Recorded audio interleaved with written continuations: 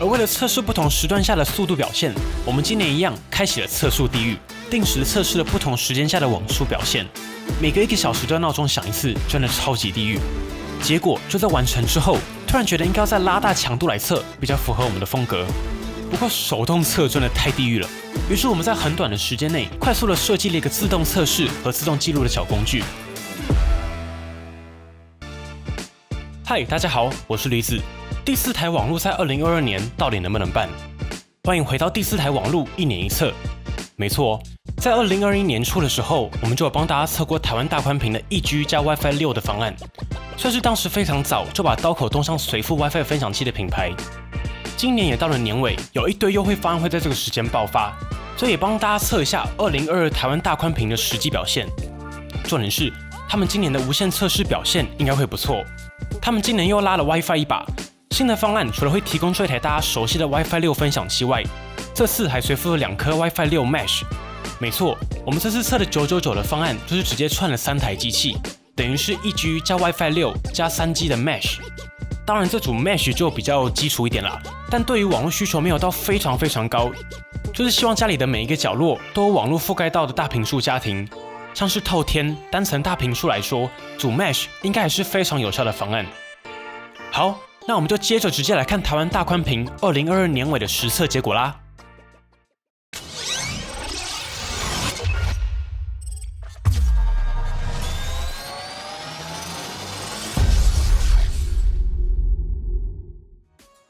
在测试之前，还是必须先跟大家说，这次的测试只能代表邦尼工作室所在的位置的台湾大宽频的表现。所以在申办方案之前，记得一定要先询问过是否有免费的体验期。装完之后自己测过，至少观察1个礼拜，在平日、假日早晚的表现才是最准的。那在开始之前，我们先来介绍一下测试的平台。这次我们测试的是台湾大宽频1G 加3台 WiFi 6 Mesh 的方案，官方称为 WiFi 满屋 Plus。跟去年一样，还是户外光纤 Cable 拉进室内的方案，相对还是会比较看地点，毕竟 Cable 的特性还是比较容易受到环境影响，像距离啊、使用人数、线路，甚至是环境等等都是。稍微可惜的是，2022的1G 方案还是搭配50 Mbps 的上传速度，有上传需求的朋友要注意一下。但是老样子，如果你就是看影片、下载东西，那其实影响不大。主机搭配的还是这一台重骑科技的 Koda 5310，2台 Mesh 子机则是搭配台湾大宽频新一波采用的 Aria 2210双频 WiFi 6 Mesh 子机，是比较基础的款式。但是一次改到2台也是比较实用的。好，问题来了，应该有很多人不熟悉 Mesh 到底是什么。简单来说，有了 Mesh 这项技术的支援，你就可以把很多台支援 Mesh 的分享器串联成网状网路。所以跟以前你家某个房间收不到 WiFi， 然后你就再买一台分享器的概念不同哦。Mesh 最大的优势就是你不需要做任何的事情，只要连上1个 WiFi， 系统就会将你连接至讯号最好的那一台路由器。你在客厅，主机离你比较近，讯号更好，系统就会让你连上主机。而如果你在2楼楼梯这台讯号好，系统就会自动帮你切换到楼梯间这一台。重点是，他们共用一组 SSID， 也就是3台就是一组 WiFi 名称，你不用特别去选哪一台，系统就会自动切换。简单说 ，Mesh 就是把多台分享器组合成1个网络环境，你只要去连接1个 WiFi， 就可以在家里面走来走去。不过随附的 Aria 2210毕竟还是双频的机器，与3频还是有差。但如果你平常就是浏览为主的需求来说，那够用了。台湾大宽频这组 WiFi 6 Mesh 的安装方式也很简单，把包装随附的网络线材接上子机和主机，接着插上电源，接着看。等一下之后，你就会看到子机前面的 LED 灯很亮，这样系统就自动配对完成了。配对好之后，你就可以把电源拔掉。然后把子机拿到你想要摆放的位置，再插上电，就可以用无线的方式组成 Mesh。当然咯，如果家里面环境允许，已经布好了网路线，你可以用有线的方式把子机和主机连在一起，变成有线回传。当然，师傅到你家拉网路的时候，就请专业的帮你设定一下，应该也是可以的。重点来了，设定完成之后，摆在哪里也很重要。要记得，主机和子机之间的通讯距离是有上限的。所以假设你的房间讯号不好，除非你是用有线连接主机，要不然你是无线组 Mesh 的朋友，你的房间讯号不好，不要直接把子机放在你的房间里，因为可能太远，根本收不到主机的讯号。建议是放在可以收到主机良好讯号的中继点，像是这个楼梯口，然后再把讯号延伸到你的房间。反正有2台子机嘛，大家可以尝试一下最适合的距离，让讯号尽可能的覆盖到你常在的区域。对了，今年还多给了一台蛮不错的 4K Android Box， 官方名称是 A1 Box。体验上算是顺的，遥控器甚至是蓝牙连接，所以你不用对着电视，反正它也可以控制，也可以语音输入。遥控器上也有 Google 语音助理按键，可以直接启动 Google 语音助理，像是搭配智慧家电使用，控制智慧家居开灯、关灯。你也可以透过 Google Play 安装各种 App， 像是遥控器上就直接有 Disney Plus、YouTube、My Video 的快捷按钮。所以用一句话来说，家里没有智慧电视，那你现在有了，你就把它当成免费的 Android Box， 拿来看 YouTube、Disney Plus 或是玩 GeForce Now， 这些串流服务都没有问题，表现也还算顺哦。好啦，简单介绍完测试方案，那我们就直接来实测吧。我们这一次设计了3大测试项目，分别是主机的有线速度实测、无线的速度实测2个主要项目。最后当然就是主机和3台 Mesh 组起来之后的速度差异。首先来看到有线的测试内容，老样子，我们会分为 Speed Test 测速、国外测速测试以及主流云端3个部分。今年再多一组 Fast 测速数据让大家参考。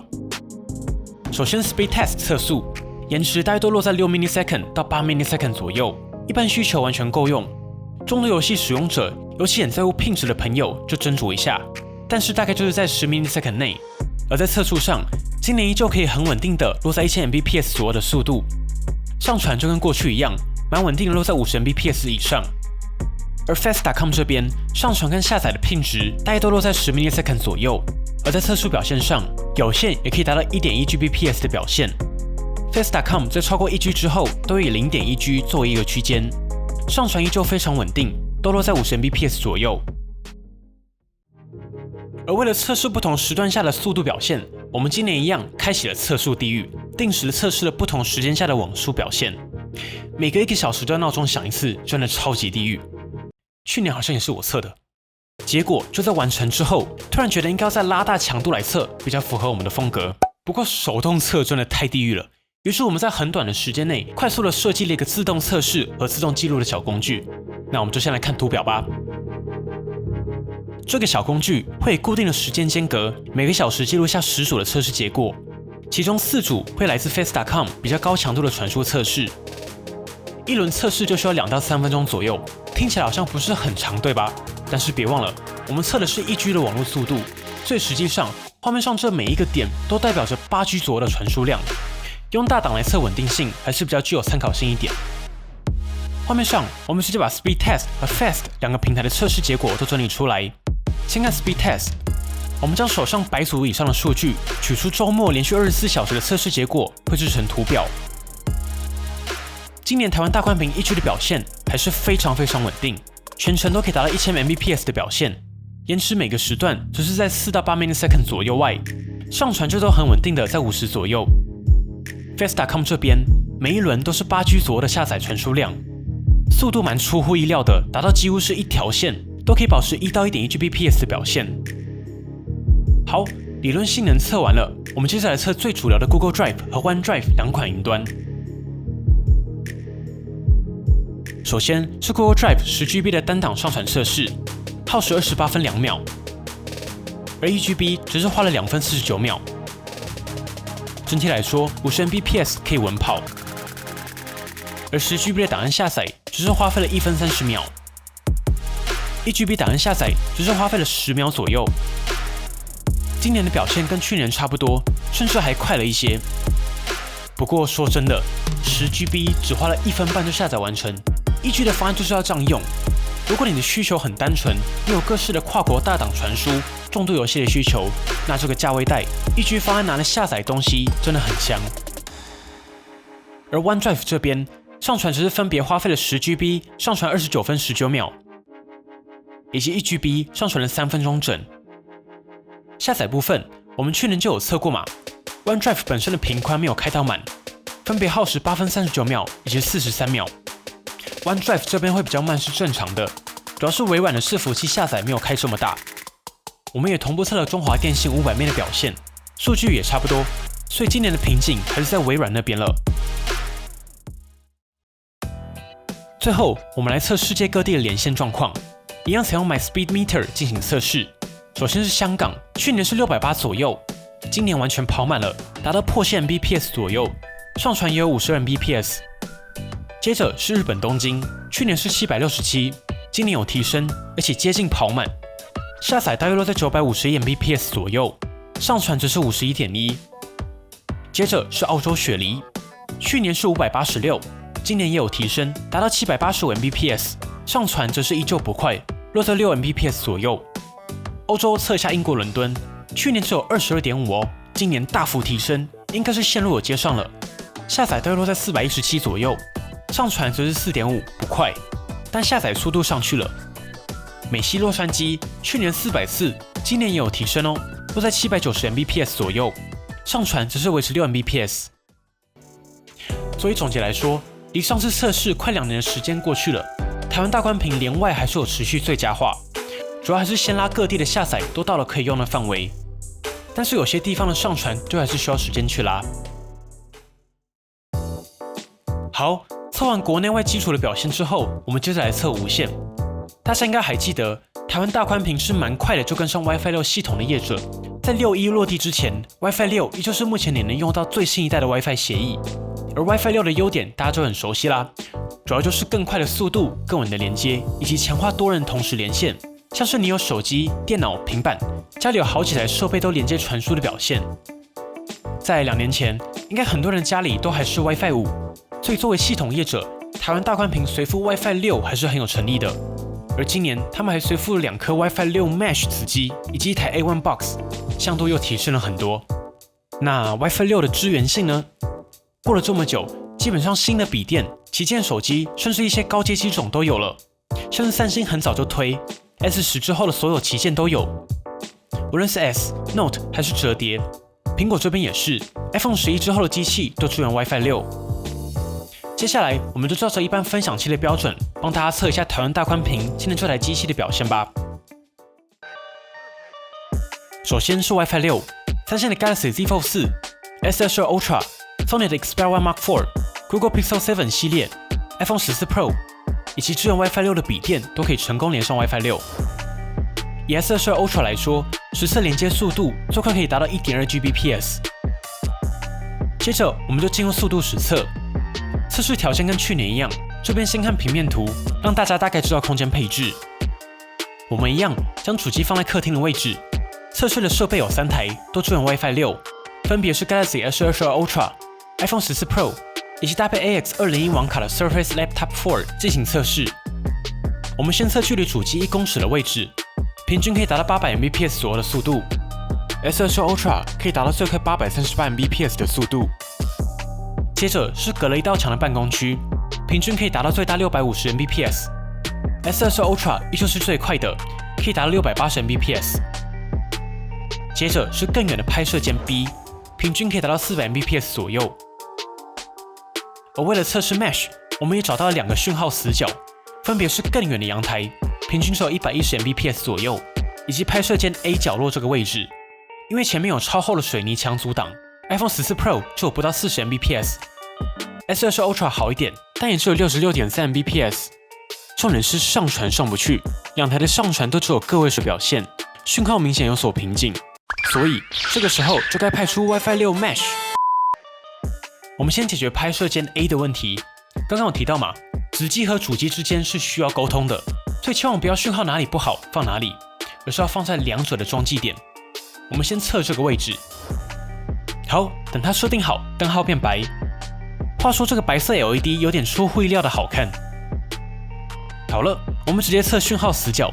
记得手机的 WiFi 要重开一次，让它重抓一下讯号。速度上来了，从40到60多 Mbps 拉上来到现在平均可以达200 Mbps 左右的速度，上传也都回到50 Mbps 左右。好，这边就要来讲到一个重点，讯号跟速度是2回事哦。像是我们插上 Mesh 之后，手机的 WiFi 讯号变成了满格，那是因为你连接到的是这台子机，所以讯号当然好啊。但速度还是要看你透过子机到主机可以达到的速度。所以大家家里网络速度慢，要先去厘清到底是讯号不好还是网速不够。大多还是讯号不好，而不是速度不够。但是现在有个新的问题产生了，因为这两台子机相对基础，采用的是双屏的设计，所以像是拍摄键 A 这个位置离子机比较近嘛，所以系统也不会为难自己，硬是要连到主机，就连上子机了。可是问题来了，在这个距离下，如果直接连接到主机，可以达到400 Mbps。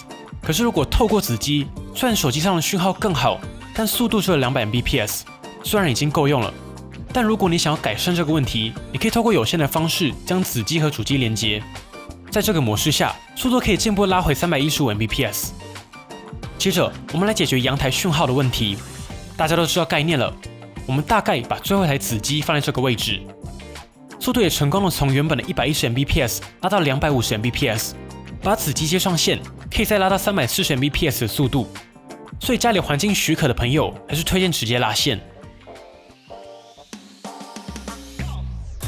整体来说，台湾大宽屏很早的就把随附分享器换到了最新的 WiFi 6，希望大部分的家庭都可以用到最新的协议。今年又把升级点放在了讯号覆盖上，直接组成了3G 的 WiFi 6 Mesh。对于台湾大宽屏的用户来说，的确可以更省心的顺用，也符合没有这么高需求的用户族群，可能永远无法去解决家中网络的问题。愿意去思考和解决用户问题的，还是值得鼓励。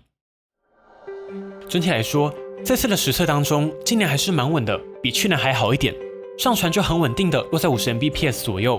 不过还是期待台湾大宽屏可以再拉一下上传啦，虽然也是 Cable 的瓶颈之一。重点是，连为网络这1年多的时间，台湾大宽屏还是有持续在拉。今年的感想是，台湾大宽屏作为非常指标性的第4台系统业者，愿意去推 WiFi 6，甚至今年的 Mesh 也升级成了 WiFi 6，还搭了一台支援 4K Android 的 A1 Box。它其实就一次解决了3个问题：第一，网络速度不够快，就算有耗损，1G 的速度对一般家庭、多人家庭下载档案来说还是非常够用的。第二 ，WiFi 6 Mesh。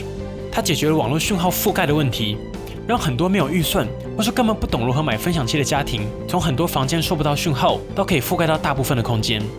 第三，还送了 A1 Box， 顺带解决了家里没有智慧电视，或是家里智慧电视很慢这种用起来不舒服的问题。适合的用户是家中办公、对延迟、秒杀需求不高的用户，或是家里的人比较多、设备多、容易分散频宽，像是追剧啦、玩网页、玩手机。很喜欢到处下载好东西的用户都适合，尤其 Google Drive 10GB 只要2分钟，1GB 只要10秒，超级快，爽感很够。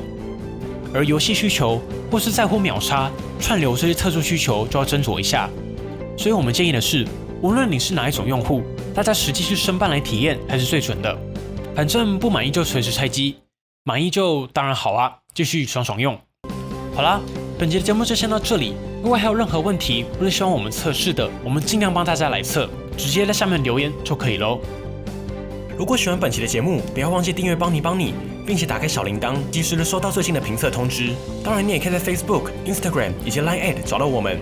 如果还有其他问题，别忘了底下留言。那我们就下期影片再见喽。